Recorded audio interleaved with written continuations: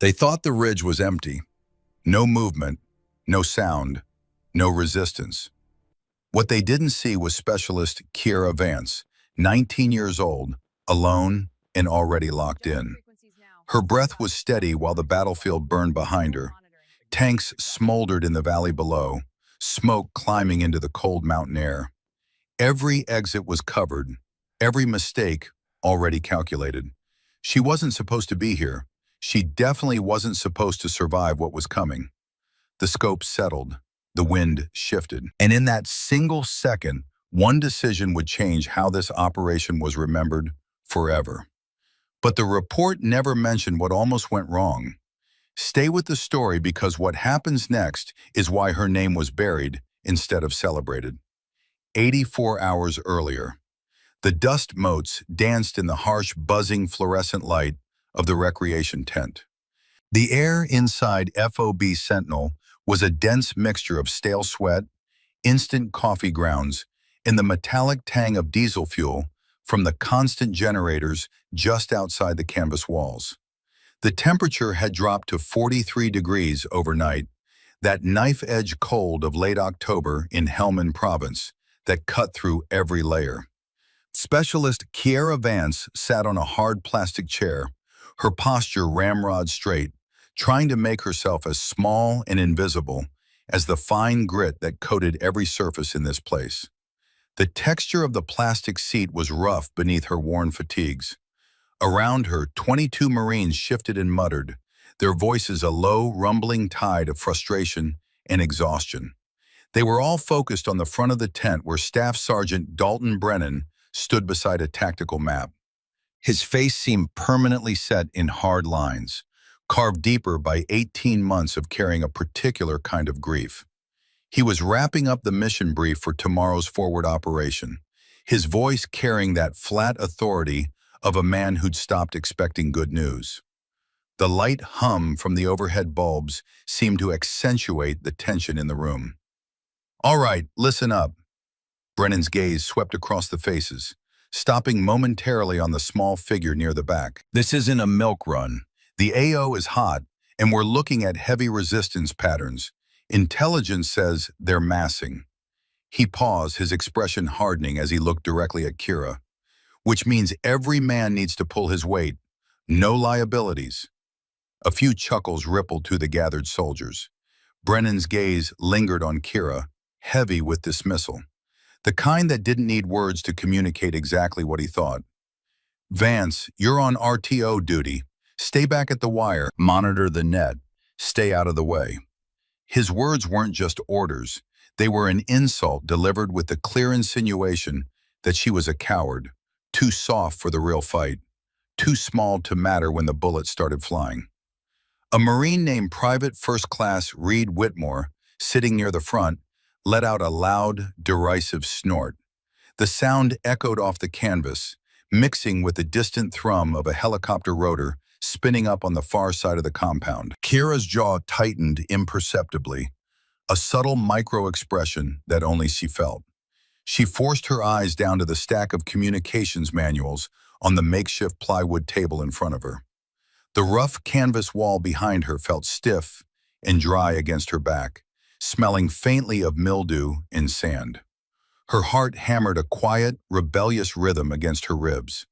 She was used to the judgment, the easy dismissal based on her size, and the quiet nature she'd carefully cultivated. But it still stung like sand in an open wound, that particular kind of pain that came from being invisible for all the wrong reasons.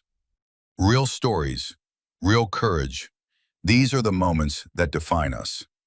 Specialist Kiera Vance was 19 years old, an age where most of her peers back home in rural Georgia were navigating community college classrooms and weekend jobs at the Piggly Wiggly. Here, 7,000 miles away in the unforgiving landscape of Afghanistan, she was navigating a world built for bigger, louder, more imposing figures. Assigned as a radio telephone operator with Delta Company, 1st Battalion, 8th Infantry, her primary duty was to maintain communications and stay alive. something the men around her clearly felt was a generous assignment for someone of her build. At 5'3" and barely 115 pounds of tightly coiled muscle and sinew, she contrasted sharply with the battle-hardened soldiers who filled the tent. Her fatigues, while standard issue, always seemed cleaner than everyone else's, a detail that earned her quiet disdain. They saw fastidiousness. She saw discipline. They saw a quiet, soft-spoken demeanor.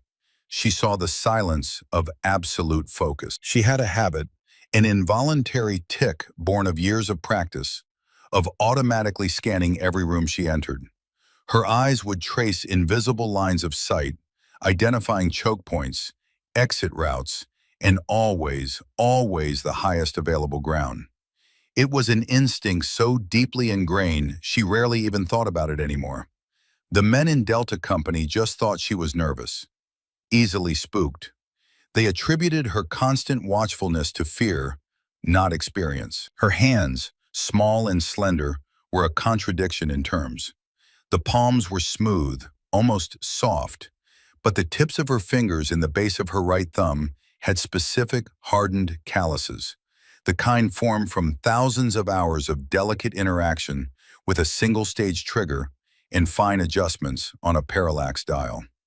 They were not the rough, shredded calluses of a heavy machine gunner or a combat engineer. She kept them hidden in her pockets most of the time. No one noticed.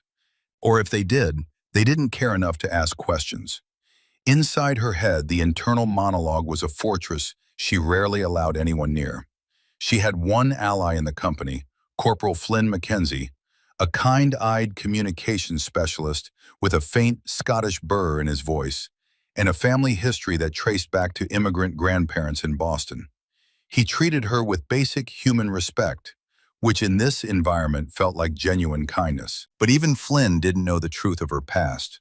She had wiped the slate clean upon this transfer, burying a previous life under layers of paperwork and deliberate silence. Short, sharp memories would sometimes breach the surface of her controlled calm.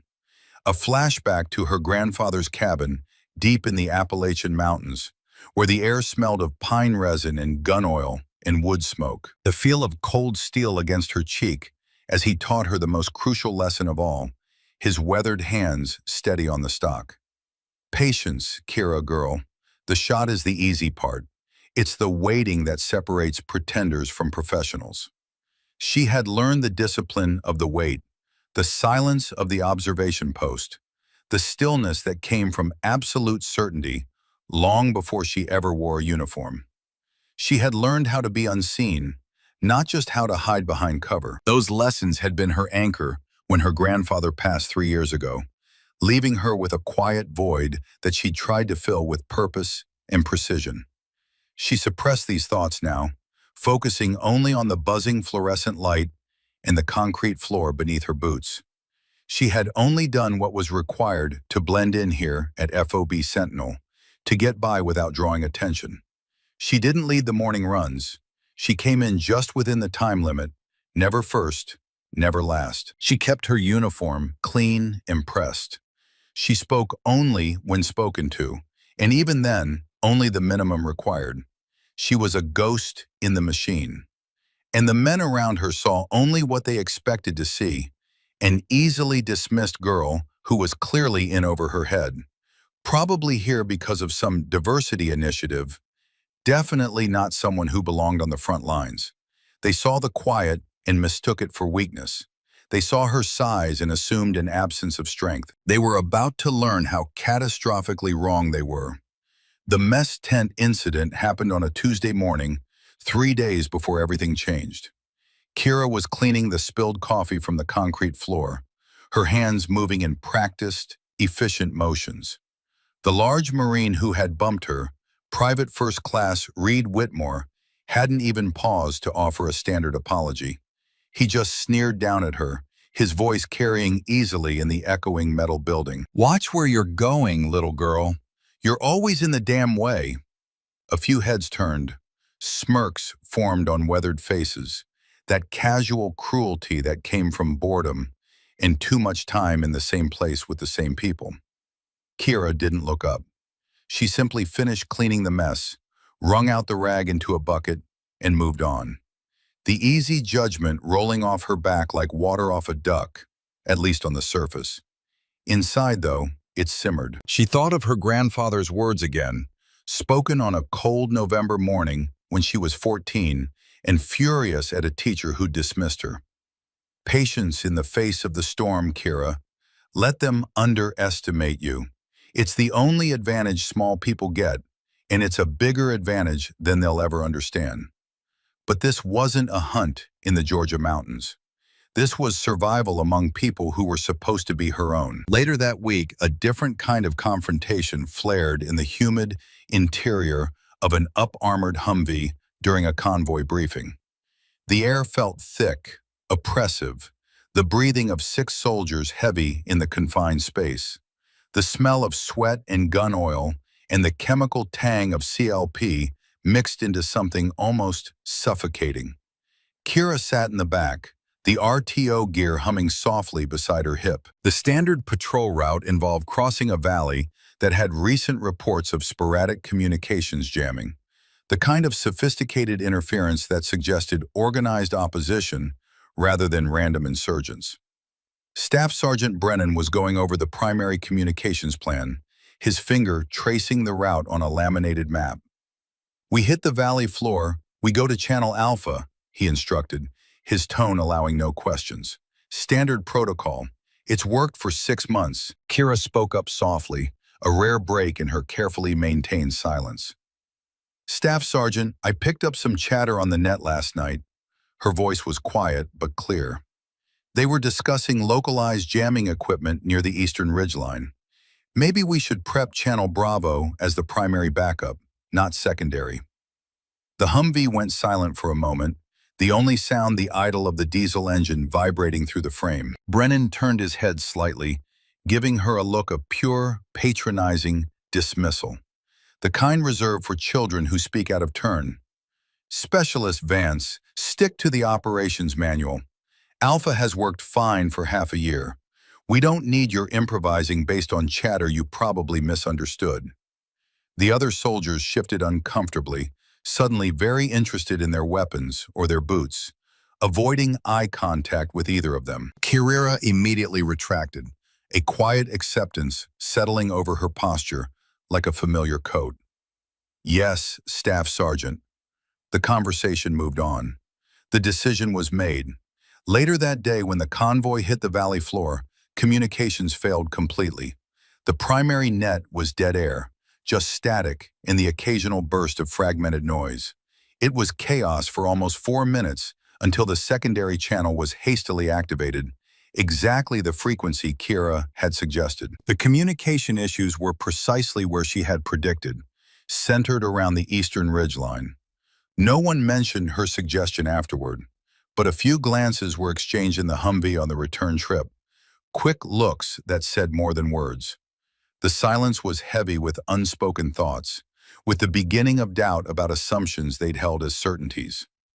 The physical training ground offered the third and perhaps most frequent opportunity for casual judgment. Kira pushed herself during the mandatory morning runs, but never to the front of the pack. She always finished within the required time limit, her lungs burning, her legs heavy, but never with enough margin to draw attention.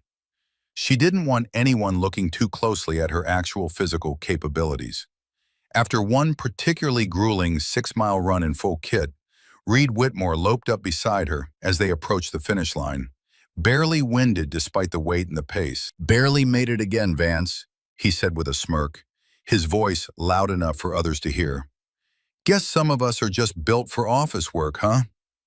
She kept her pace steady, focusing on the rough texture of the gravel path under her boots and the metallic smell of morning dew mixing with sweat and dust.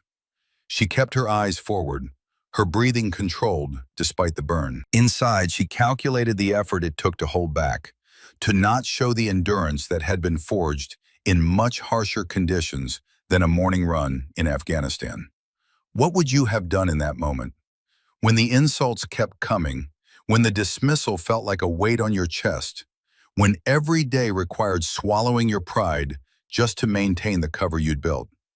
Kira absorbed them all, building a wall of quiet indifference around herself. It was her armor, thicker than any Kevlar vest, more reliable than any weapon. During a routine gear check in the armory, another layer of doubt surfaced, casual in cutting. The smell of gun oil and metal hung heavy in the air, the sound of tools clicking as soldiers inspected their equipment.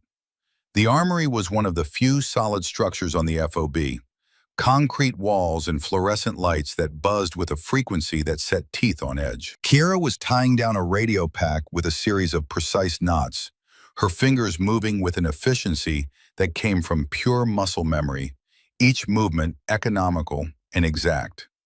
One of the older specialists, a guy named Daniels with a weathered face and 20 years in, leaned over to watch. "That's overkill, Vance. You tying that thing for a parade inspection or something?" His tone was light, almost friendly, but the underlying message was clear. No one's grading you on fancy knots out here. Function over form. The group around them chuckled softly, the sound echoing off the metal racks that lined the walls. Kira finished the knot without a word, testing its hold with a subtle tug that confirmed it would hold under far more stress than anything a parade ground would demand. Internally, she recalled the ropes course from selection, where a loose knot could mean failure or worse, where the instructors would cut your line without warning just to see if you'd tied it properly. She let the comments slide off her, packing her gear away with the same methodical care. The armory felt smaller then, the weight of their casual dismissal pressing in from all sides. But she endured. Visibility wasn't her ally, not yet. The true cost of being perpetually underestimated was the constant internal battle, the exhausting effort of maintaining two separate realities. She used her thoughts and sensory memories to expand her world beyond the small, judgmental confines of Delta Company. Each dismissal was a reminder of why she had chosen silence over revelation. A small, tightly folded challenge coin remained tucked deep within a secure pocket of her duffel bag, a secret memento never displayed. It bore the insignia of the 75th Ranger Regiment, Sniper Section, and on the back, engraved in tiny letters, SPC K. Vance, Distinguished Graduate, Class 04, 2024. She never looked at it, but she knew exactly where it was, always. During convoys, her eyes continued their silent, practiced sweep of the perimeter, noting elevation changes and natural cover that others overlook completely. The men saw it as paranoia, the nervous scanning of someone who didn't belong. She saw it as preparation, reading terrain the way others read books. The first time FOB Sentinel took indirect fire, mortars landing near the southern barracks at 0300 on a moonless night, the natural instinct for most soldiers was panic. The air filled with the sharp, acrid smell of high explosives, the ground shaking underfoot, the terrible whistle-crump rhythm of incoming rounds. While other junior enlisted flinched and scrambled for the nearest bunker, Kira calmly located the direction of the fire based on sound, identified the most solid piece of cover near her position, and waited, tracking the rhythm of the impacts with the detached precision of someone who'd done this before.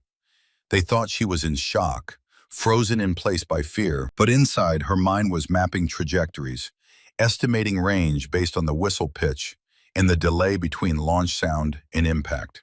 It was a skill honed in colder, more isolated training ranges, far from this desert heat.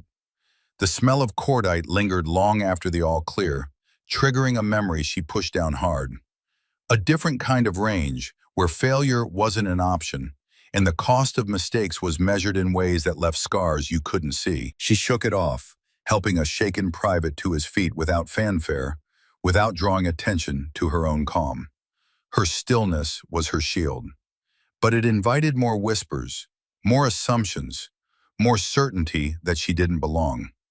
During a quiet moment in the barracks, as the fluorescent lights flickered and the distant generator hummed its eternal diesel song, Corporal Flynn Mackenzie sat beside her on the edge of a cot. He'd noticed her tracing a faint scar on her right hand, a thin white line that ran along the webbing between thumb and forefinger. It was old, long-heeled, but distinct. "What's that from, Vance?" His accent softened the question, made it sound like genuine curiosity rather than interrogation.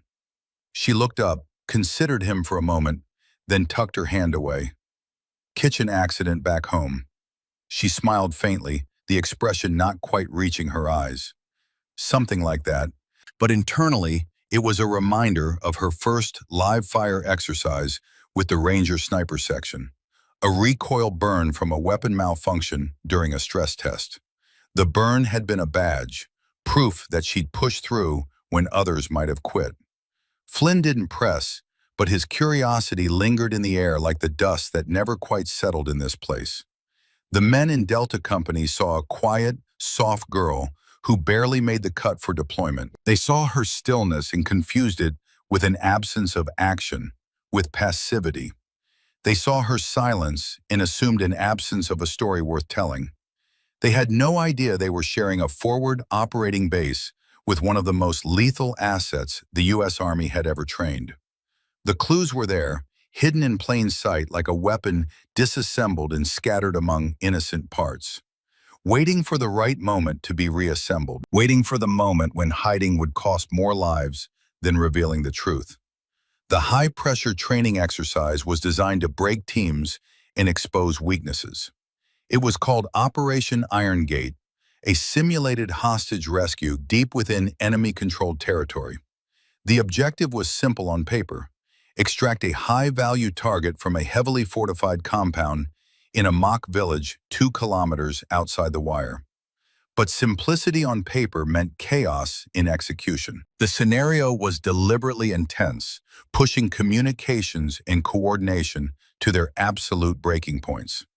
The atmosphere inside the command tent was pure, unadulterated chaos, as multiple teams struggled with competing radio frequencies, sophisticated jamming designed to mimic real-world conditions, and unexpected scenario twists introduced by the training cadre without warning. The air was thick with the scent of sweat and overheating electronics. The hum of generators outside competing with static bursts from a dozen radios, all trying to cut through the interference. Lieutenant Davis, the operation lead, was visibly frustrated, his voice rising to be heard over the din. "We need those coordinates now. The primary comms team is down. Backup is compromised." His voice cracked slightly under the pressure, betraying the weight he felt. "Someone get me a lock on that frequency, or this whole thing is fucked." The primary RTO, a seasoned corporal named Jenkins, with 2 deployments under his belt, was sweating profusely, his hands fumbling with the radio dials like they'd suddenly become foreign objects. His eyes were wide with something approaching panic. The radio in front of him hissed with static and a cacophony of scrambled voices. Nothing clear, nothing usable. He looked defeated, his fingers slipping on the controls that he'd operated 1,000 times before. The tent felt smaller by the second, the chaos pressing in from all sides like a physical force. Kira was in the tent merely to deliver a hard copy of a map overlay, a simple courier task that required no skill. She stood in the periphery, watching the systematic failure unfold with growing concern. The noise level, the lack of discipline, the rising panic in voices that should have been calm. It offended her core sense of professionalism in a way that was almost physical. The mission was about to fail, a complete casualty of disorder and inadequate training. And while this was just an exercise, she knew that in 6 weeks or 6 months, this same chaos could cost real lives. She felt a familiar sensation settle over her, that cold detachment that had carried her through Ranger selection, through live-fire exercises where instructors deliberately created chaos to see who would break and who would become calmer under pressure. Her heart rate steadied, her focus sharpened like a lens coming into perfect clarity. Without a word, without asking permission, she moved forward through the crowded tent. The men focused on Jenkins's struggle barely noticed her approach, this small figure in dusty fatigues threading between them. Jenkins glanced up, bewildered, about to protest her proximity to his workspace. But something in her eyes stopped him cold, a calm assurance that cut through his panic like a knife through canvas. She gently but firmly nudged him aside with one hand on his shoulder. He stepped back, confusion etching his features, too overwhelmed to argue. Kira took his place at the communications console, her movements immediate and certain. Her hands moved with blinding practice speed that absolutely belied her quiet demeanor. She didn't reach for the standard field manual that lay open beside the radio, didn't consult the frequency card that Jenkins had been fumbling with. Instead, she started inputting a series of complex keystrokes and dial adjustments, a protocol from an entirely different manual, one not found in basic RTO training. These were techniques from a harsher school, late-night sessions in specialized courses where the standards were absolute and the washout rate was over 60%. She worked in complete silence, her focus absolute, blocking out the yelling and tension like she was alone in the tent.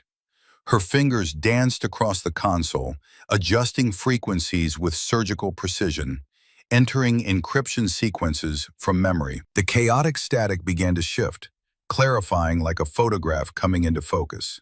The scrambling started to unravel, the interference pattern breaking apart under her methodical assault.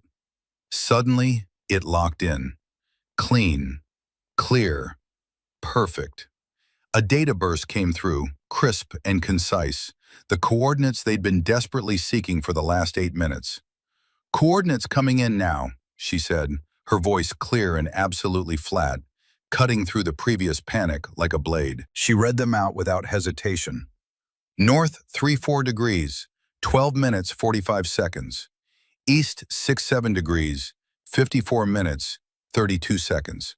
Confidence high, verified. The tent fell into a stunned, heavy silence. Lieutenant Davis stared at her like she just materialized from thin air, his expression shifting from stress to complete disbelief. He snatched the coordinates, cross-referenced them against the map with shaking hands. They were perfect, down to the last digit, exactly where the simulated HVT was located.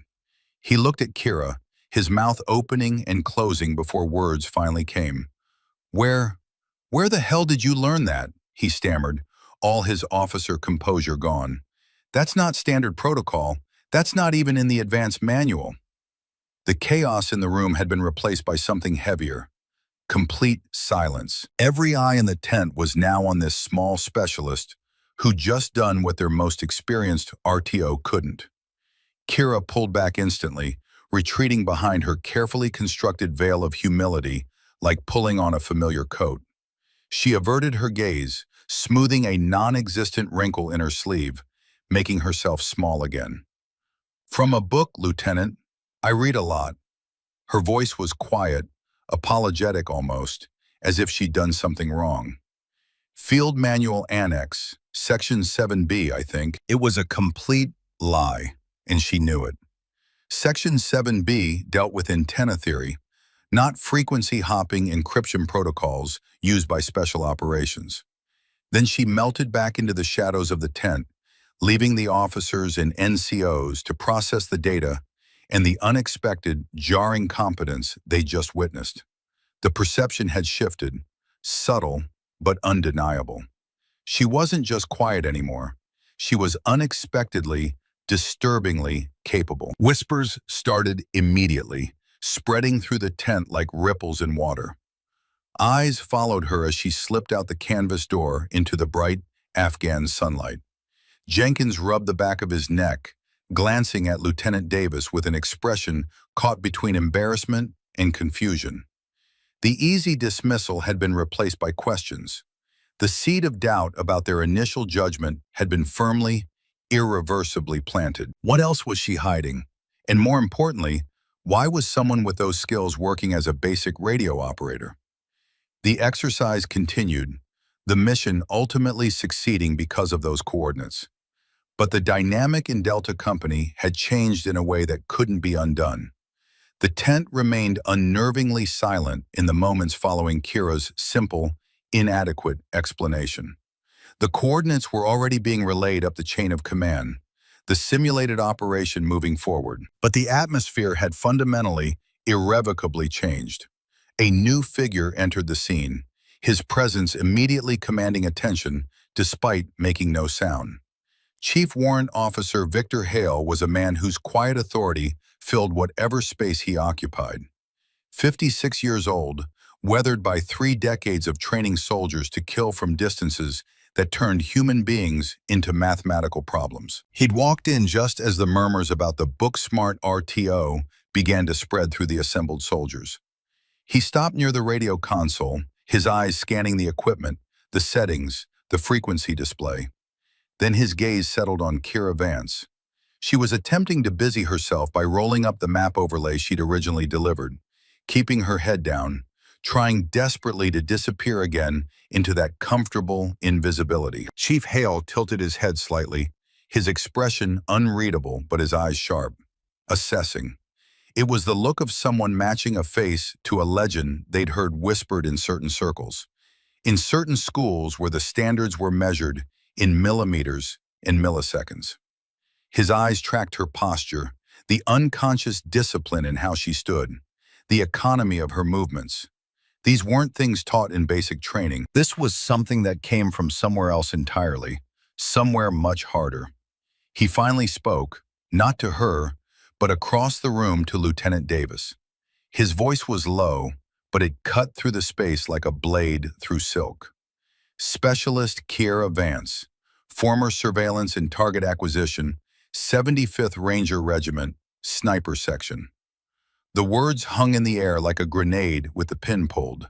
Specialist, Kira, Vance, Ranger Regiment, Sniper. Each word landed with the force of physical impact. The casual arrogance that had filled the space for weeks evaporated like water on hot steel.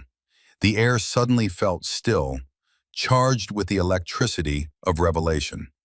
The 75th Ranger Regiment, Sniper Section. Those weren't just words, they were a standard, a brutal selection process that broke strong men and sent them home. The name commanded instant, absolute respect in any military circle. Reed Whitmore, who'd been leaning against a support pole with his characteristic smirk, slowly pushed himself upright. The smirk was gone, replaced by stunned realization, his face pale beneath his tan. Staff Sergeant Dalton Brennan, standing near the tactical display, visibly stiffened. He adjusted his posture awkwardly, the condescension draining from his expression like someone had opened a valve. A quiet, dawning shame settled over his features. The previous dismissals, the casual cruelty, the easy assumptions, all of it was now being viewed through an entirely different lens, and that lens was unforgiving. Kira didn't react outwardly, but her breath hitched slightly, just once. The only sign that her carefully guarded secret had just been stripped away in front of everyone. She continued rolling the map with that same meticulous precision that now made perfect, terrible sense to everyone watching. The emotion in the tent wasn't loud. It was pure, reverent stillness, the kind reserved for churches in moments when you realized you'd been standing next to someone extraordinary without ever knowing it. The easy judgment was over. Respect had been earned, quietly, in one simple revelation. The room held its breath, waiting for what came next, knowing that everything had just changed in ways they were only beginning to understand. The next morning, the fragile peace of FOB Sentinel was shattered not by an exercise, but by terrifying reality. The perimeter alarms wailed at 0545, a sound that cut deep into the soul, that primal warning that turned blood to ice water. The speakers mounted on every building crackled with urgent voices. Contact! Contact North Wall! Heavy force inbound! The voice over the communications net was tight with barely controlled panic, the kind that came from seeing something that shouldn't be possible, something that made training feel inadequate and survival uncertain. This wasn't a drill. This was the enemy they'd been warned about, the organized force that intelligence had vaguely mentioned in briefings, the disciplined fighters who'd been massing in the mountains. Chaos erupted across the compound in those first brutal seconds. Marines scrambled for gear, the pre-dawn darkness filled with shouting and the metallic clatter of weapons being charged. The smell of adrenaline and fear hung thick in the cold air, mixing with the sharp, acrid scent of burning rubber from a vehicle hit near the main gate. The temperature had dropped to 38 degrees overnight, and breath came out in clouds that looked like gun smoke in the emergency lights. Staff Sergeant Dalton Brennan sprinted past the communications tent, his face set in grim lines, his rifle already up. His gaze caught Kira's for just a second as she emerged from the tent in full kit, radio on her back. The dismissal that had lived in his eyes for weeks was gone, replaced by something else entirely, a desperate question, an acknowledgement of what Chief Hale had revealed yesterday. He didn't give an order, he asked, "What do we need to do, Vance?"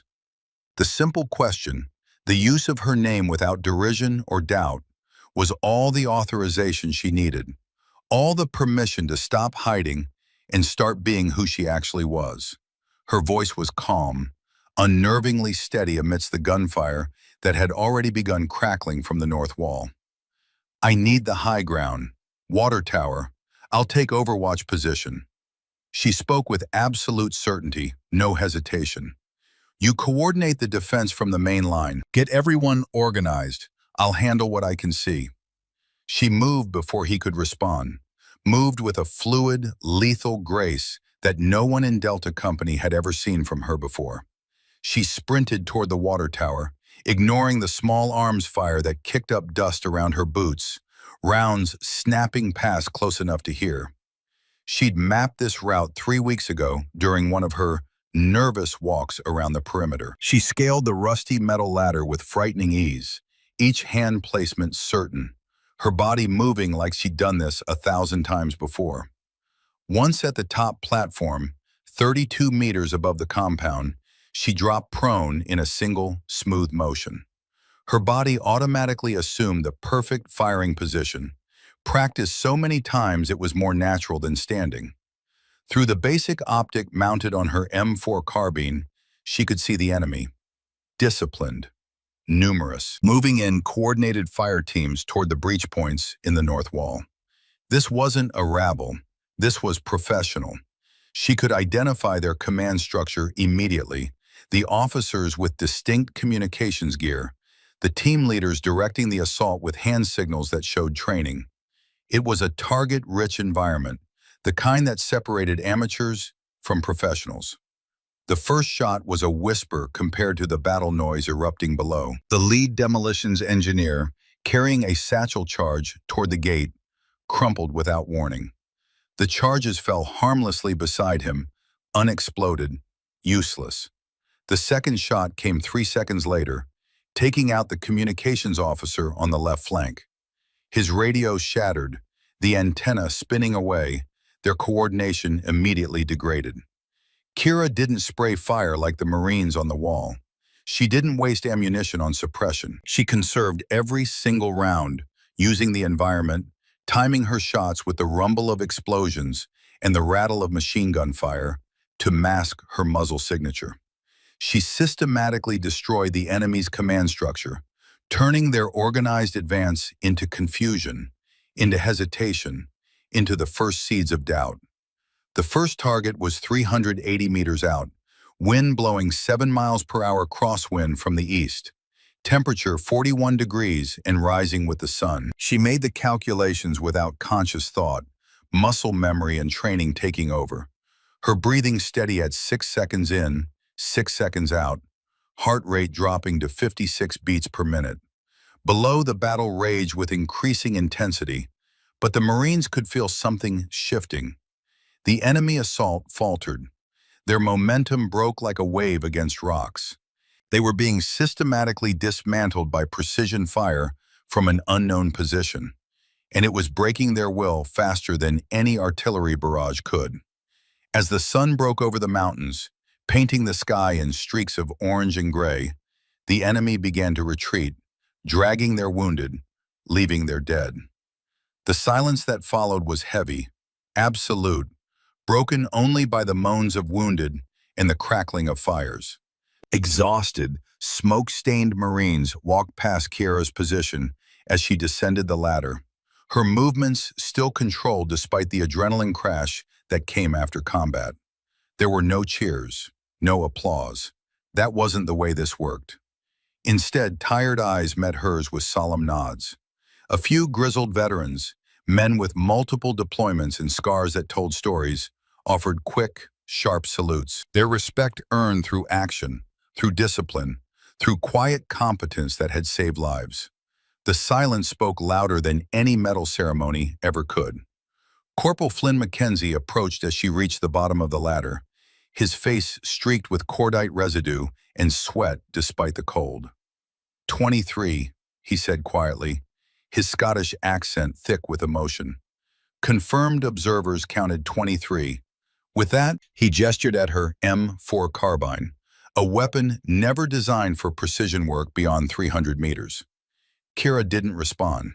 She simply checked her weapon, began the automatic post-engagement routine. Clear the chamber, check for damage, account for ammunition expenditure. 6 rounds remaining in the current magazine, 4 magazines expended, 114 rounds fired, 23 confirmed. The math was automatic, ingrained, necessary. The days following the battle settled into a strange new normal, a fundamental shift in the atmosphere of FOB Sentinel that everyone could feel, but few could articulate.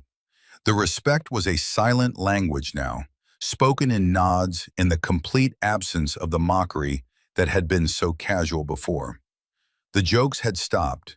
The dismissive comments had evaporated like morning dew. Kiera returned to her duties with that same calm efficiency, but now it was viewed through a lens of awe rather than suspicious doubt. Lieutenant Davis and Chief Warrant Officer Hale approached her on the 3rd day after the battle, finding her in the communications tent, organizing frequency cards with her characteristic precision. The smell of gun oil and electrical equipment filled the small space, sunlight streaming through the canvas in hard white bars. "Specialist Vance," Lieutenant Davis began, his tone formal but respectful in a way it had never been before. "We'd like to discuss your future assignment." Chief Hale stood beside him, arms crossed, his weathered face unreadable, but his eyes sharp and assessing. "We're putting in paperwork for an immediate promotion to sergeant and a transfer to a dedicated sniper position," Davis continued. "Your skills are clearly wasted on basic radio operations. We need you where you can make the most impact." Kiera listened politely, standing in the bright sunlight that reflected off the compound's dust. The air smelled of diesel fuel from the generators and the concrete barriers still being repaired after the assault. She was quiet for a long moment, considering, her fingers absently touching the pocket where she kept Brooks' challenge coin. "I appreciate the offer, sir," she said finally, her voice respectful but firm. "But I'm needed here with Delta Company, as their RTO and, when necessary, their overwatch." Lieutenant Davis blinked, clearly not expecting refusal. "Specialist, you're Ranger qualified, distinguished graduate from sniper school. We're talking about a role that matches your actual capabilities, not hiding," Kiera interrupted gently. "I understand, sir, but my duty isn't about rank or the best utilization of my MOS. It's about the people I watch over, these Marines, this company. They need someone who can do both jobs, and right now, that's me." She met his eyes steadily. "I'm staying put, sir, if that's acceptable." The officers exchanged glances. Chief Hale's mouth quirked in something that might have been a smile, respect clear in his expression. "It's your call, Specialist," Hale said quietly. "But understand, you've set a standard now. They'll expect that level of performance every time." "I understand, Chief." No arguments were raised, no pressure applied. They simply nodded and left her to her work, understanding on some level that forcing the issue would be counterproductive. Some warriors chose their own battlefields, and sometimes the right thing was to let them. But the quiet wasn't destined to last. 3 days after the first assault, the intelligence section called an emergency briefing at 2100 hours. The Tactical Operations Center was crowded. the air thick with tension and the electronic hum of radio equipment. Staff Sergeant Brennan stood at the front beside a large tactical map, his arm still in a sling from a minor wound he'd taken during the battle. Chief Hale stood to his left, expression grave. "Listen up," Brennan began without preamble. "S2 has been monitoring enemy communications. The force that hit us wasn't random. They're part of a larger, organized element operating in this valley." He gestured to the map, where red symbols marked enemy positions. "Call sign, the Wolf, former military training, possibly Soviet era. Tactical discipline we haven't seen from local insurgents. Intelligence estimates he's been building this force for 8 months." Corporal Mackenzie, sitting near the front, leaned forward. "How many are we talking about, Staff Sergeant?" "Best estimate, between 280 and 320 fighters. Better equipped than the first wave. Reports of heavy weapons, crew-served mortars, possibly DSHK heavy machine guns." A murmur ran through the assembled soldiers. Those were numbers that could overwhelm the FOB's 73 defenders, even with air support. "When?" someone asked from the back. "Intelligence intercepts suggest within 18 to 24 hours. They're regrouping 9 kilometers north, reinforcing and preparing for a second assault."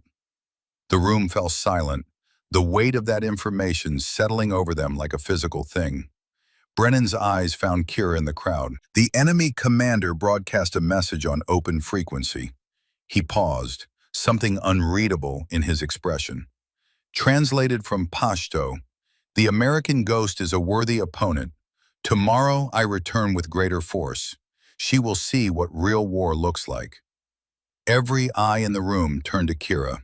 She sat perfectly still, her face composed, but inside her mind was already working through the tactical problem. A force that size, with heavy weapons, attacking prepared positions. The mathematics of it, the geometry of overlapping fields of fire, the prioritization of targets. After the briefing dispersed, Brennan approached her outside the TOC, the night air cold and clear, stars brilliant in the unpolluted sky. "You don't have to do this," he said quietly. "We can call in airstrikes, request immediate reinforcements from battalion, artillery support." Kira looked up at the water tower, silhouetted against the stars. "He's baiting me specifically, Staff Sergeant. If I hide, if we rely only on conventional response, he'll adapt. He'll wait. He'll come back when we're weaker, when we've rotated out, when someone else is standing this post." She turned to face him. "This needs to end. Tomorrow. Decisively."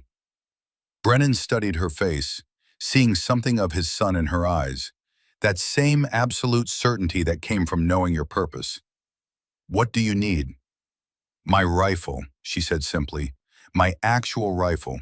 The M110 semi-automatic sniper system that had been damaged sat in the armory, the firing pin bent, still unfixed from whatever had happened to it before the first battle." Brennan had heard rumors, whispers about sabotage, but nothing confirmed. "Consider it done. Anything else?" "Multiple positions. I can't stay static if they're bringing heavy weapons. I'll need 3 prepared hides, ability to move between them." Brennan nodded, already thinking through the logistics. "And Staff Sergeant?" Kira's voice was softer now.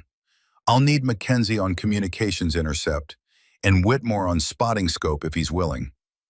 Brennan's eyebrows rose. "Whitmore? After what he—" He stopped himself. "Everyone deserves a chance to be better than their worst moment," Kira said quietly. "He saved lives during the first assault, even if he doesn't know it yet. I'd rather have him where I can see him, contributing, than eaten alive by his own guilt." It was perhaps the most she'd said about her philosophy, her worldview, in all the weeks she'd been at FOB Sentinel. Brennan nodded slowly. "I'll make it happen." The armory at 0100 hours was quiet, except for the hum of a single fluorescent light and the distant generator. Kira sat at a workbench, the disassembled M110 laid out in front of her with the precision of a surgical kit. The firing pin was indeed bent, a deliberate stress applied at exactly the right point to make it look like wear rather than sabotage. She'd known immediately when she discovered it, 3 hours before the first battle, had known exactly who was responsible, but there had been no time for accusations or anger, only adaptation. Now she replaced the pin with a new one from the armory stock, her fingers moving with practiced certainty. Reassembly, function check, the satisfying click of metal on metal, the smooth action of the bolt. The door opened quietly. Reed Whitmore stood in the entrance, hesitant, his usual bravado completely absent. "Vance, he swallowed hard. "Can I help prep gear?" Kira looked at him for a long moment, seeing past the swagger to the scared young man underneath, someone who'd made terrible choices out of insecurity and fear. She nodded toward the ammunition cans. Magazine loading, match-grade rounds, sorted by weight variance under .2 grains. Whitmore moved to the bench gratefully, sitting across from her, and began the meticulous work of weighing individual cartridges on the precision scale. They worked in silence for nearly 20 minutes, the only sounds the click of rounds being seated in magazines and the faint electronic beep of the scale. Finally, Whitmore spoke, his voice barely above a whisper. "I bent your firing pin. Night before the first attack." Kira's hands didn't stop working, didn't even slow. "I know," she said simply. Whitmore's head snapped up. "You knew?" "Firing pins don't bend from normal wear, Reed. The metallurgy doesn't work that way. And I'm not stupid." He flinched at the use of his first name, at the flat certainty in her voice. "I could have gotten everyone killed. I could have gotten you killed. Why didn't you say anything?" Kira set down the rifle, met his eyes directly. "Because in that moment, I had a choice. I could focus on what you'd done, or I could focus on what needed to be done. People were about to die if I didn't adapt." She paused. "You made a mistake out of fear and insecurity. I've made worse mistakes for worse reasons. The difference is what we do after." Whitmore's eyes were wet, his voice choked. "I don't deserve your forgiveness." "Probably not," Kira agreed. "But you're going to earn it tomorrow. I need you on spotting scope, secondary position. You'll be my eyes on angles I can't see. Can you handle that?" He nodded, unable to speak, understanding that this was both punishment and redemption, that she was giving him the chance to prove himself when he least deserved it. "Don't make me regret trusting you, Reed." "I won't. I swear to God I won't." They returned to loading magazines, but something had shifted between them, some fundamental realignment of respect and understanding. At 0300, Kira climbed to the water tower one more time, not to fight but to observe, to memorize the terrain one final time before dawn brought war. The night was cold and clear, the stars so bright they cast shadows. She could see for miles, the mountains dark silhouettes against the lighter sky, the valley floor a patchwork of compounds and fields. She thought of Brooke, as she always did in the quiet hours. Sergeant Brooke Hartley had been 23, blonde hair always escaping from under her helmet, laugh that could light up a room even in the darkest forward operating base. She'd been Kira's spotter, her best friend, the sister she'd never had. The IED had been buried in a road that Kira had selected for exfiltration after a successful observation mission. Her call, her route, her responsibility. Brooke had died instantly. Kira had walked away with minor shrapnel wounds and guilt that felt like it would crush her chest every time she breathed. She'd requested immediate transfer after that, demotion, anything to get away from the expectations, the looks of pity, the weight of being the one who survived when someone better had died. "I'm sorry I hid, Hermana," she whispered to the night, to the memory, to the ghost that followed her everywhere. "I'm sorry I let fear win for so long. But tomorrow, I promise, I'll be who you always believed I could be." The wind carried her words away into the darkness, and somewhere in her heart, she felt a release, a permission to stop punishing herself and start honoring the memory properly. Below, she could see Brennan and Hale walking the perimeter, checking defensive positions. Mackenzie in the communications tent, headphones on, monitoring enemy frequencies. Whitmore, cleaning weapons in the armory, working with a focus she'd never seen from him. Delta Company preparing for the fight of their lives, and she would be ready. At 0515, 30 minutes before dawn, Kira was already in position Alpha, the water tower platform. Her M110 was set up with the precision of a surgical instrument, bipod locked, scope calibrated, range cards prepared for every likely approach. The weapon felt right in her hands, familiar, an extension of her will. Mental checklist ran automatically. Wind 6 miles per hour southwest. Temperature 49 degrees and rising. Humidity 28%. Barometric pressure steady. 3 magazines of match-grade ammunition, 20 rounds each, plus her M4 carbine as backup. Whitmore was in position Bravo, a reinforced rooftop hide with overlapping view of the eastern approach. His voice came through the radio, nervous but controlled. Bravo set. I have good visibility on sectors 2 and 3. Copy Bravo, Kira responded. Maintain radio discipline. Call out only priority targets or threats I can't see. Roger. Mackenzie was in the communications tent, monitoring the enemy frequencies with sophisticated intercept equipment that had arrived with Chief Hale. Ghost, be advised, picking up increased radio traffic. Sounds like final coordination. Multiple call signs checking in. Copy, estimate time to contact. Based on movement patterns and last known positions, 15 to 20 minutes. Brennan's voice came over the command net, steady and calm. All positions, this is Sentinel-6. Hold fire until Overwatch engages or until they breach the wire.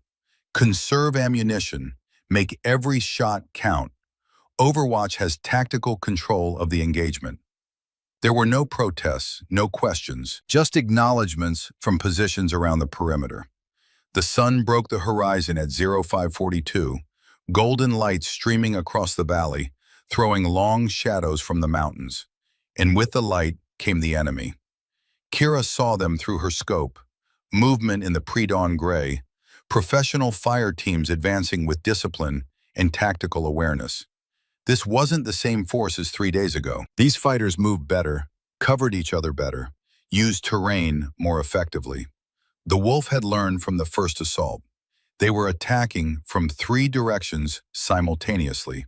North Wall was clearly the main effort, with the heaviest concentration of fighters. East Wall was a supporting attack. South Wall looked like a feint, designed to pull defenders away from the primary breach points. Kira's mind processed the tactical picture in seconds, identifying priorities, calculating ranges, assessing threats. All stations, enemy contact imminent. Main effort North Wall, supporting attack east, feint south. Do not overcommit to the feint. Her voice was calm, professional, the voice of someone who'd done this before under far worse conditions. The first shots came from the enemy, small arms fire raking the north wall. Marines returned fire, controlled bursts, discipline holding. Kira identified her first target. DSHK heavy machine gun team setting up 680 meters out, capable of shredding the defenses if it got into action. 680 meters distant, wind pushing 5 miles per hour from the southwest, temperature climbing to 51 degrees. Target crew stationary, assembling their weapon on a tripod mount. Breath in, breath out. Natural respiratory pause. Crosshair settled. Gentle pressure on trigger. The rifle bucked, the suppressor reducing but not eliminating the signature crack. Through the scope, she saw the gunner collapse. Immediate follow-up shot, 3 seconds later. Assistant gunner down before he could take over the weapon. The DSHK sat silent, useless, 2 bodies sprawled around it. Good hits! Good hits! Whitmore's voice, excited despite the situation. Second gun team moving into position, eastern approach, you're 11 o'clock. Kira shifted, acquired the new target, 520 meters out. The angle was different, Wind coming from a slightly different direction. Adjustments calculated automatically, unconsciously. 2 more shots.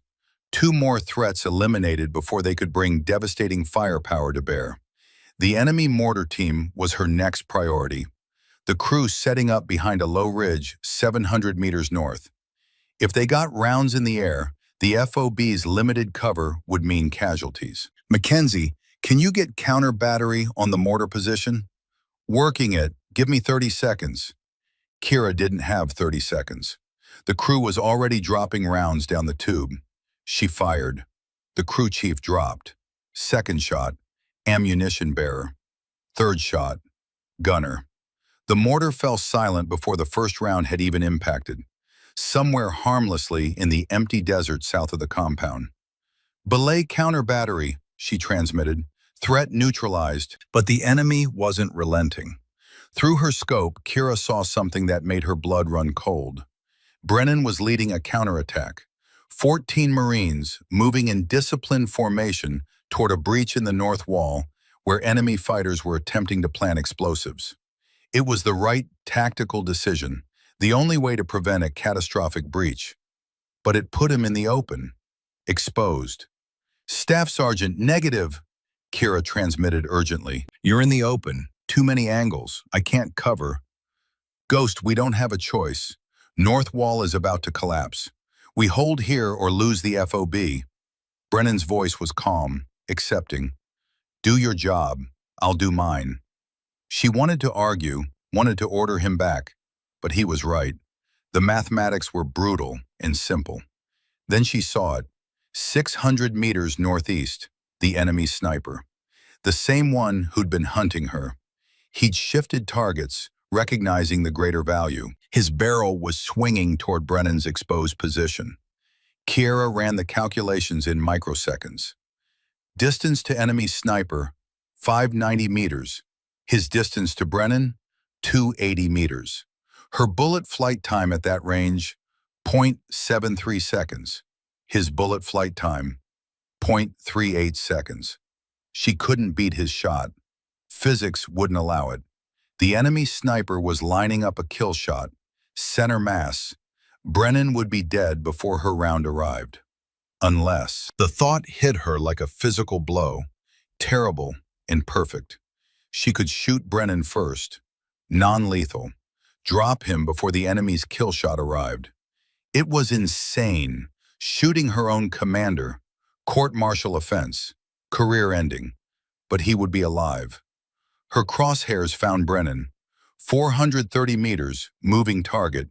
She'd have to lead him, account for his movement, pick exactly the right impact point. Left shoulder, away from heart, lungs, major arteries. Enough impact to drop him immediately. Margin of error, 3 inches either direction meant death. She had perhaps 2 seconds before the enemy sniper fired. Forgive me, Jonas, she whispered to the ghost of Brennan's son. I can't lose your father too. Breath in, breath out. Natural respiratory pause. Crosshair on Brennan's left shoulder, leading his movement by 18 inches. Gentle, perfect pressure. The M110 bucked. Through the scope, she saw Brennan drop like a stone, the impact spinning him. Marines around him scattered, confused, looking for the threat. 0.4 seconds later, exactly where Brennan's head had been, a bullet cracked past. The enemy sniper's kill shot, arriving into empty air. Chaos erupted on the radio. Man down! Staff Sergeant is hit! Who's shooting? Where's the fire coming from? Kira didn't pause. She shifted aim to the enemy sniper, saw him still in position, probably confused about why his target had dropped early. She fired 3 times in rapid succession. The third round found him. The counter-sniper threat was eliminated. All stations, this is Overwatch. Her voice was cold, controlled, cutting through the radio chaos. Enemy sniper Northeast Ridge had kill shot on Staff Sergeant Brennan. I dropped the Staff Sergeant first to save his life.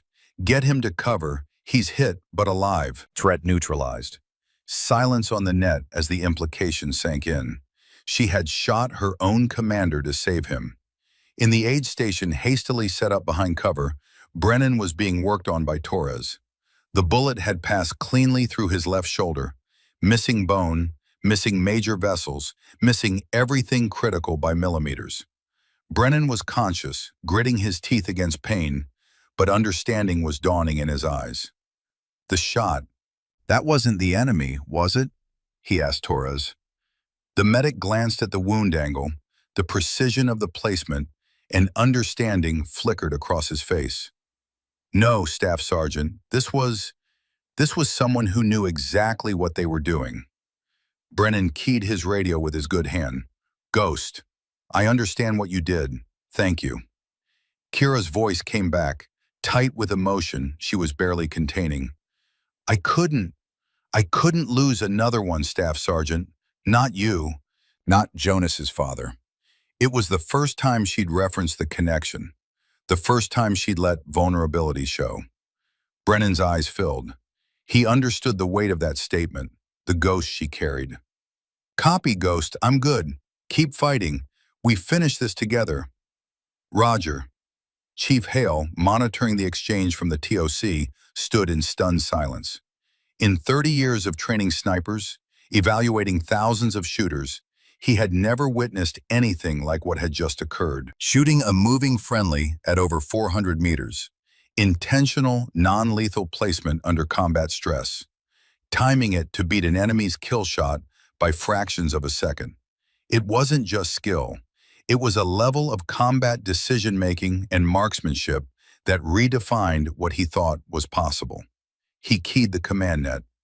All stations, this is Hale.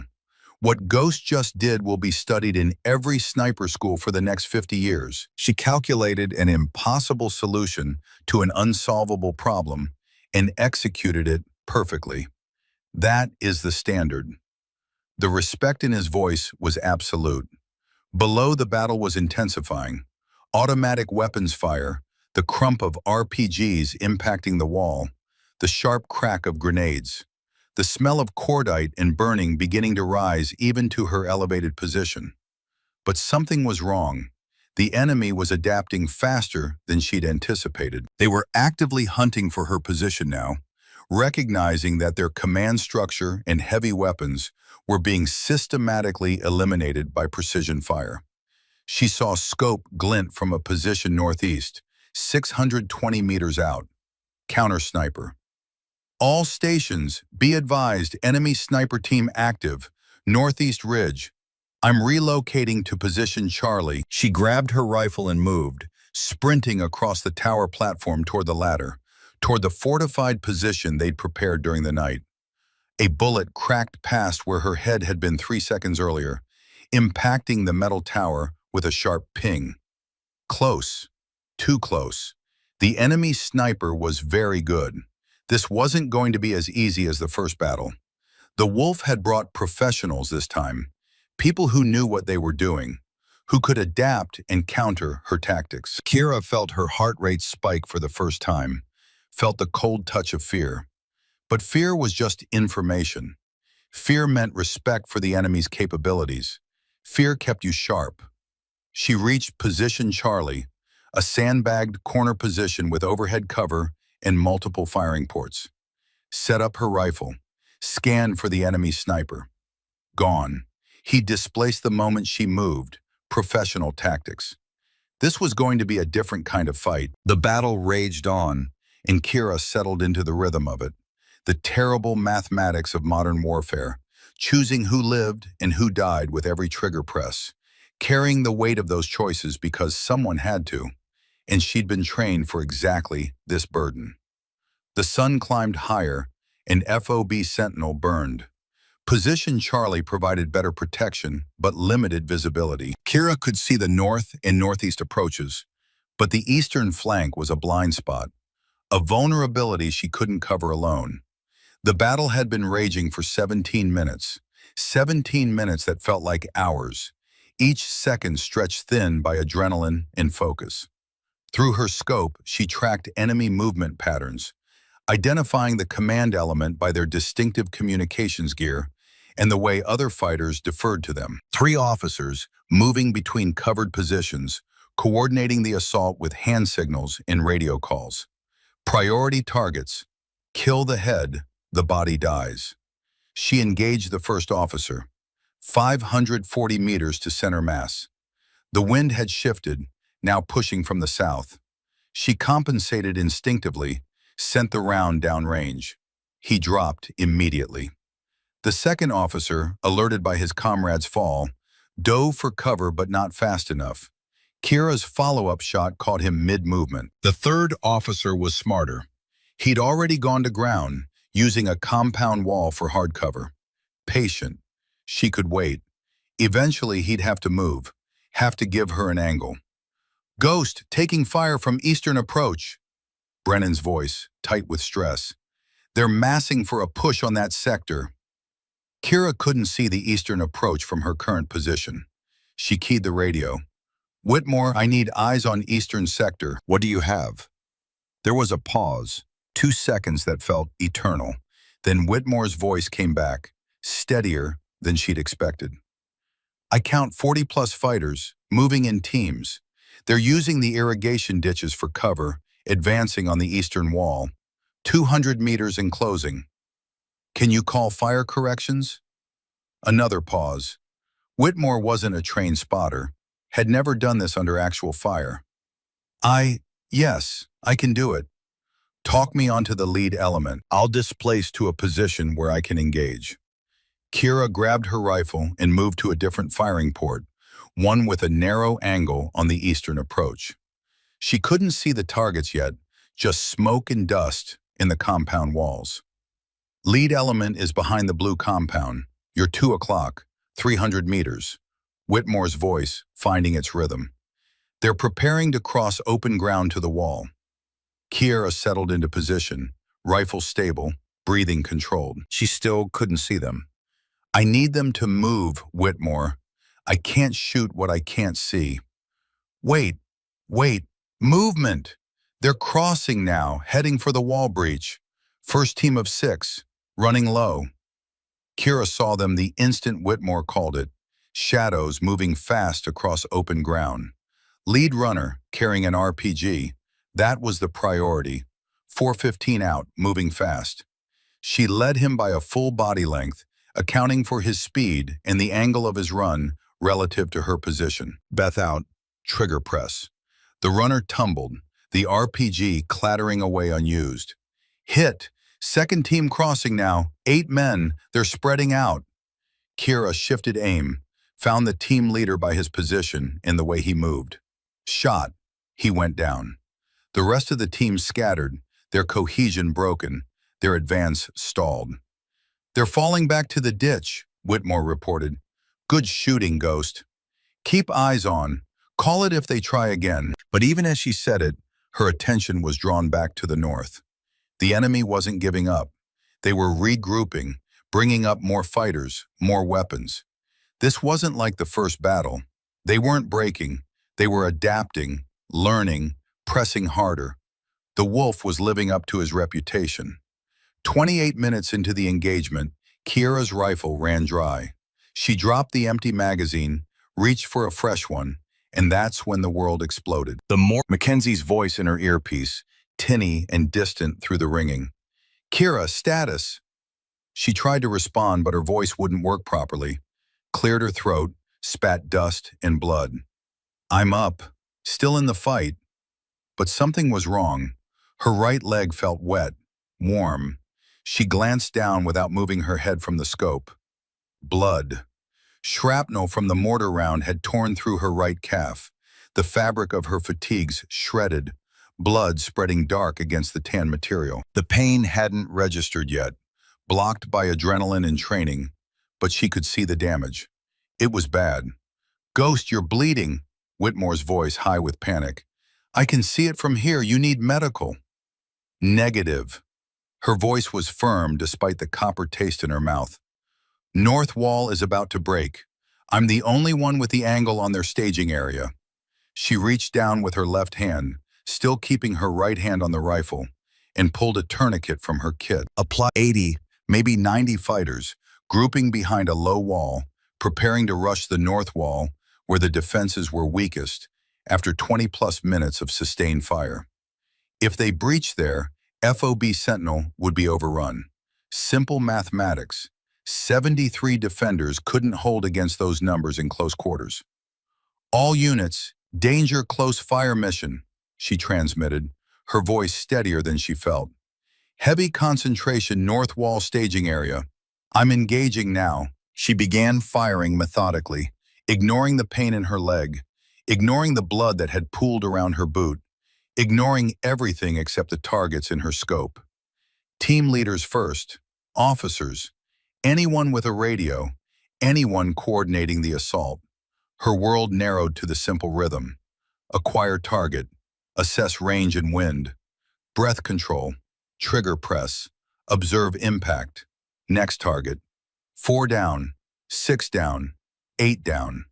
The enemy assault wavered. Men started looking around for cover instead of preparing to advance. The momentum she'd been watching build for the last 5 minutes began to dissipate like smoke. "They're pulling back," Brennan's voice, disbelieving. "North wall, enemy is withdrawing." Kira saw it through her scope. The wolf had made the call, recognized that the assault was failing, that his command structure was being destroyed faster than he could replace it, that one wounded soldier in an elevated position was breaking his entire operation. Professional decision. Cut losses and withdraw rather than waste more fighters in a failed assault. She wanted to keep shooting, to punish them for coming here, for making her do this again, for pulling her back into the life she'd tried to leave behind. But they were retreating, no longer an immediate threat. She took her finger off the trigger, forced herself to breathe, to think instead of react. The battle wasn't over, but this phase was. She slumped back against the sandbags, suddenly aware of how much blood she'd lost, how pale her hands looked, how cold she felt despite the rising temperature of the morning. The rifle fell from her grip, and for the first time in years, Kira Vance let herself feel afraid. The medics reached her position 4 minutes later, led by Brennan despite his own injuries, despite the standing order that command personnel stay in the TOC during active engagements. He took one look at her leg, at the blood-soaked tourniquet, at her pale face, and his expression went hard. "Corpsman, get me a stretcher, now!" "Did we hold?" Kira asked, her voice weak, the words slightly slurred. Brennan knelt beside her, his hand on her shoulder. "We held, because of you. Again." "Casualties?" "2 KIA, 7 wounded. You're the worst of the wounded." He looked at the tourniquet she'd applied one-handed. "You probably saved your own life with this. How long have you been sitting here bleeding?" "Don't know. Lost track of time." The corpsman arrived, a young specialist named Torres, who'd been through enough trauma to stay calm, even when he saw the extent of her injury. "Okay, Sergeant, we're going to get you out of here. This is going to hurt." "Not a sergeant," Kira mumbled. "You are now," Brennan said firmly. "Battlefield promotion. Effective immediately. Chief Hale and I agreed on it 5 minutes ago." They lifted her onto the stretcher, and the movement sent fresh waves of agony through her leg. She bit down on a scream, turned it into a grunt. As they carried her across the compound toward the aid station, she could see the aftermath of the battle. Smoke rising from a dozen fires, damaged buildings, shell casings littering the ground like brass rain. But the flag still flew. The FOB still stood. Whitmore appeared beside the stretcher, keeping pace, his face streaked with tears he wasn't bothering to hide. "I'm sorry," he said, voice breaking. "I'm so sorry for everything. You could have died because of what I did." Kira reached out with a shaking hand, gripped his wrist. "You did good today, Reed. Real good. Your calls were perfect. You saved lives. But we all carry scars, Reed. The question is what we do with them. You just answered that question." She let go, her hand falling back to the stretcher, her strength finally failing. The aid station was controlled chaos, wounded being triaged, supplies running low, the medical team working with a focused intensity of professionals pushed to their limits. They got her on a table, cut away what was left of her pant leg, Torres swore under his breath when he saw the full extent of the damage. This needs a surgeon, Staff Sergeant. Medevac to Bagram, stat. How long until the bird gets here? Brennan asked. 20 minutes if we're lucky. She's stable for now, the tourniquet is holding, but she's lost a lot of blood. They started an IV, began pushing fluids. Kira felt herself floating, disconnected, the pain becoming distant and abstract. She thought of Brooke, wondered if this was how it had felt, those last moments. Hoped it had been quick, hoped her friend hadn't suffered. Stay with us, Vance, Brennan's voice anchoring her. Don't you dare check out now. That's an order. Can't disobey orders, she mumbled, trying to smile. The helicopter arrived 18 minutes later, a Black Hawk with red crosses on the doors, beautiful and terrifying. They loaded her on, strapped her down, and the world became rotor noise and vibration. She looked up at the ceiling of the aircraft, at the medic working over her, checking vitals, adjusting the IV, doing all the things that kept people alive in transit. And then the morphine they'd given her kicked in fully, and the world went soft and dark and quiet. 72 hours later, Kira woke in a hospital bed at Bagram Air Base, her right leg elevated and wrapped in clean, white bandages that seemed impossibly bright after weeks of FOB dust. The room was clean, sterile, smelling of disinfectant and floor wax instead of cordite and diesel. It took her several moments to orient herself, to remember where she was and why.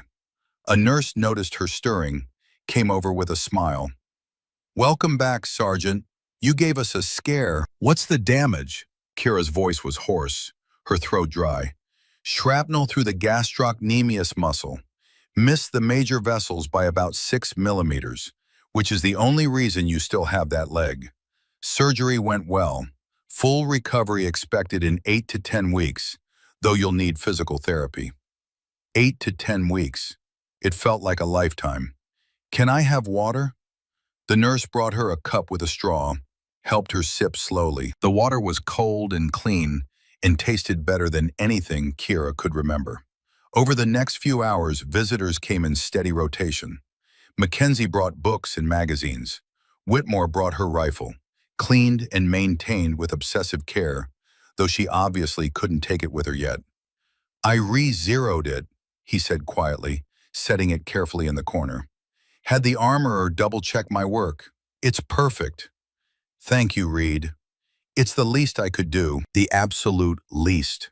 He didn't stay long, too uncomfortable with hospitals and gratitude and emotions he didn't know how to process. Late in the afternoon, Brennan arrived with Chief Hale, both carrying folders and wearing expressions that mixed concern with something else. Pride, maybe. Respect. How are you feeling, Sergeant? Brennan asked, taking the chair beside her bed. Like I got hit by a mortar. Technically, you did.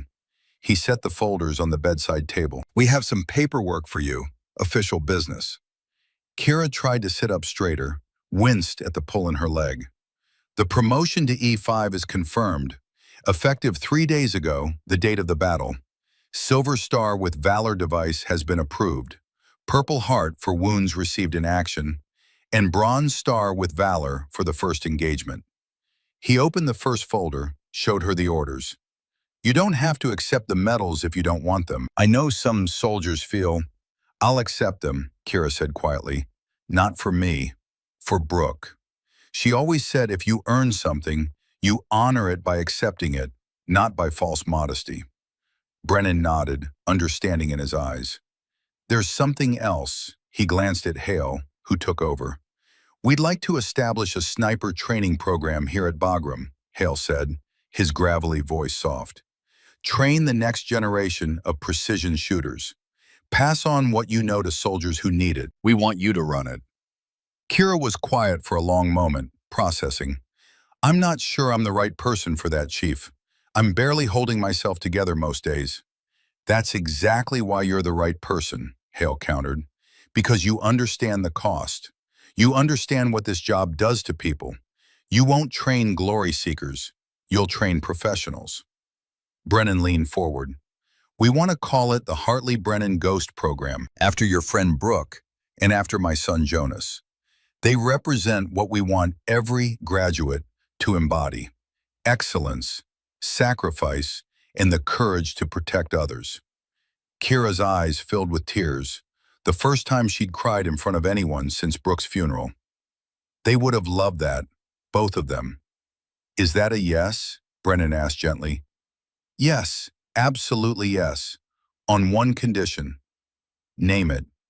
I stop hiding. I stop carrying guilt like it's my identity. I honor them by being the soldier they believed I could be, not by punishing myself. Brennan's own eyes were wet. I think that's what they'd want, what I know my son would want. They sat in comfortable silence for a moment, three warriors who understood loss and duty and the strange alchemy that turned pain into purpose. That evening, after the visitors had gone, Whitmore returned, asked quietly if he could speak privately. The nurses left them alone, closing the door. He stood at the foot of her bed, fidgeting, clearly struggling with words. I need to formally apologize, he finally said. Not just for the rifle, but for everything. Every insult, every dismissal, every time I made you feel small. Reed, we've been through this. No, please, let me finish. He took a breath. I sabotaged you because you made me feel inadequate. Every day you were better than me at things that were supposed to be mine. Shooting, discipline, professionalism. And instead of rising to meet that standard, I tried to tear you down. His voice cracked. You could have died because of me. Everyone could have died. And you still gave me a chance to redeem myself. Still trusted me when I least deserved it. Kira studied him, saw genuine remorse, genuine change. What do you want, Reed? I want to be part of your program. When you start training snipers, I want to be a student. I want to learn how to be a professional like you. You want to be a sniper? I want to learn discipline, patience, how to be someone worth respecting instead of someone people tolerate because I'm loud. Kira considered this. The old Reed would never have admitted weakness, would never have asked for help. It's going to be hard, harder than anything you've done. I won't go easy on you just because we have history. I don't want easy. Easy is what made me into someone who sabotages people out of jealousy. I want hard. I want to earn it. Okay, you're in. But Reed, if you wash out, if you quit, there's no shame in it. This isn't for everyone. I won't quit, I promise you that. He left shortly after, walking with a lightness that hadn't been there before, unburdened by confession.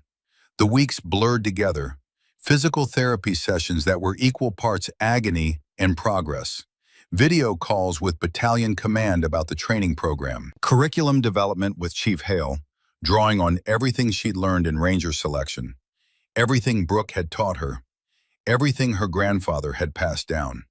She walked without crutches after 4 weeks, ran a mile after 6, qualified on her rifle again after 7, though her legs still ached in cold weather, and probably always would. The scars, both visible and invisible, would stay with her. But she was learning that scars were just proof of survival.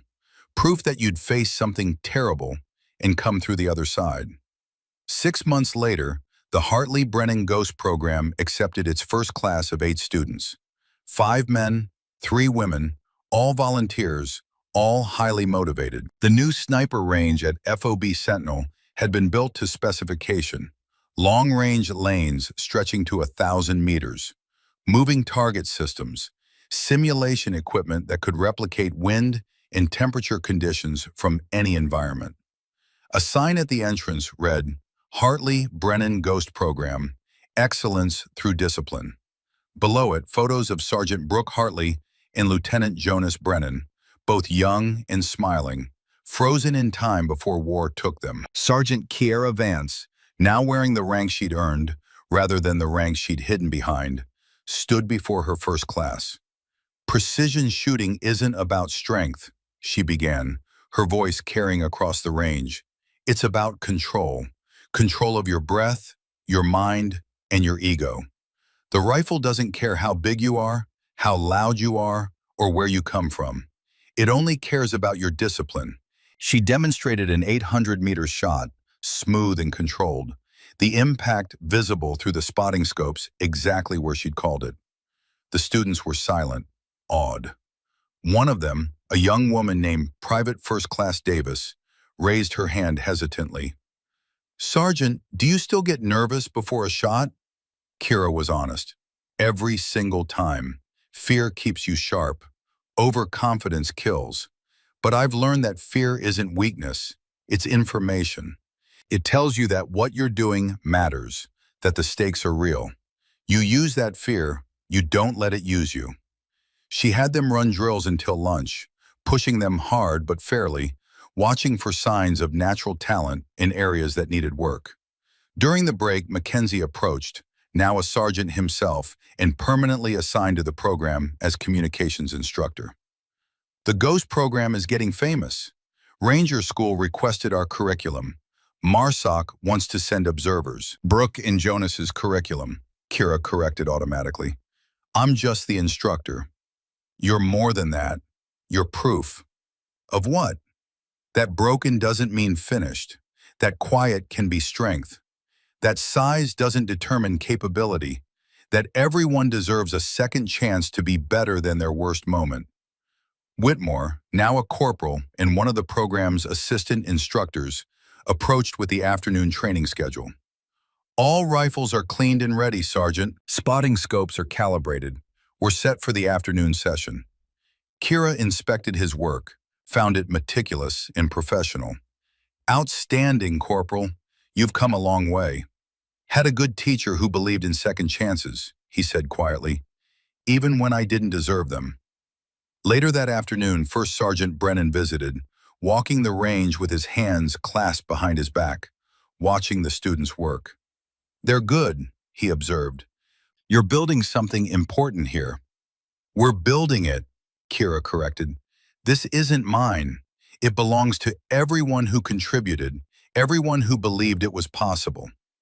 They walked to the memorial wall that had been erected near the range, a permanent installation with photos and names of fallen soldiers from FOB Sentinel and beyond.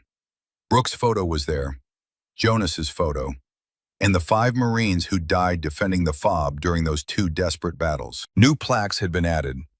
They gave tomorrow for our today. Kira touched Brooke's photo gently. "We did it, Hermana. We're making warriors who think before they shoot, who understand the weight of what we do." Brennan touched his son's photo. "He'd be proud of you. Probably would have volunteered for your first class just to learn from you." "He taught me too, First Sergeant. In the time we served together. He showed me that leadership isn't about being the biggest or the loudest. It's about taking care of your people." They stood in companionable silence, 2 people who'd found purpose through loss, who'd turned pain into something that honored the dead by serving the living. As the sun set, casting long shadows across the range, the students completed their final drills of the day. Kira watched them pack their equipment with the care she'd insisted upon, the discipline that separated professionals from amateurs. A figure approached from the administration building, a young woman in fresh fatigues, nervous, clutching transfer orders. "Sergeant Vance, I'm Specialist Harper, Lindsay Harper. I'm supposed to report for the GHOST program. I'm scared I'm not good enough." Kira saw herself 18 months ago in those eyes. The same fear, the same doubt, the same potential. She smiled, genuine warmth in the expression. "What makes you think you're not good enough, Specialist?" "I'm small, quiet. People don't take me seriously." "Good. Let them underestimate you. It's an advantage if you're smart enough to use it." Kira gestured toward the range. "Come with me. Let's see what you're made of." They walked together toward the firing line, Kira's shadow long in the setting sun, merging with the shadows cast by Brooke and Jonas's photos on the memorial wall. Some shadows were cast by those we'd lost, others by those still standing. The best shadows were both, carrying the fallen forward while walking your own path. She'd been told she was too soft to be a warrior, too small, too quiet, too broken. They'd been right about one thing.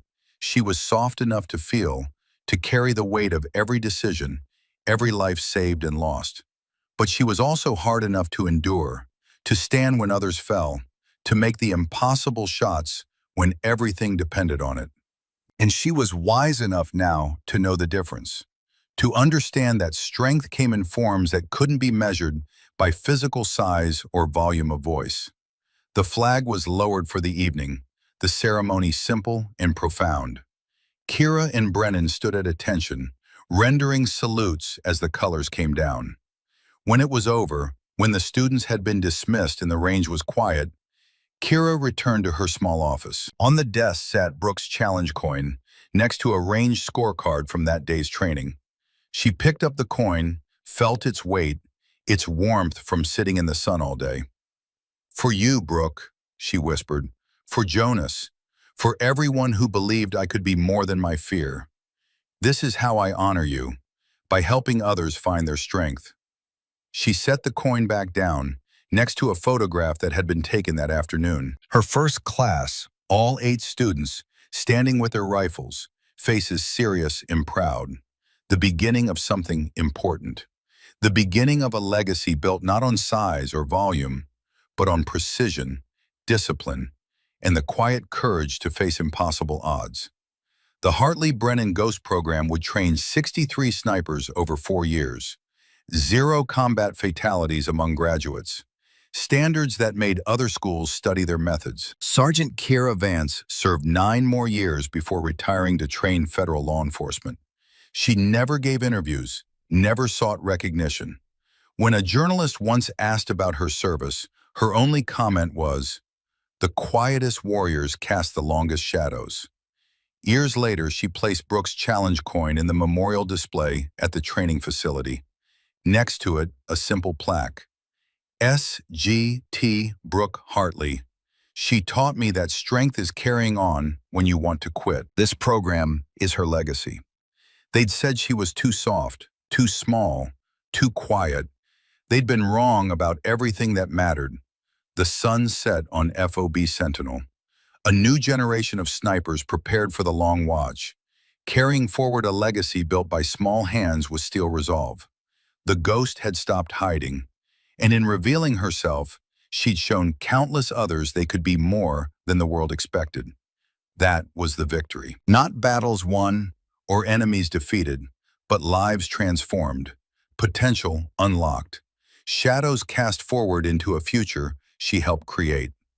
Sergeant Kira Vance, the shadow they dismissed, had become the light guiding others through darkness. That legacy would outlive them all.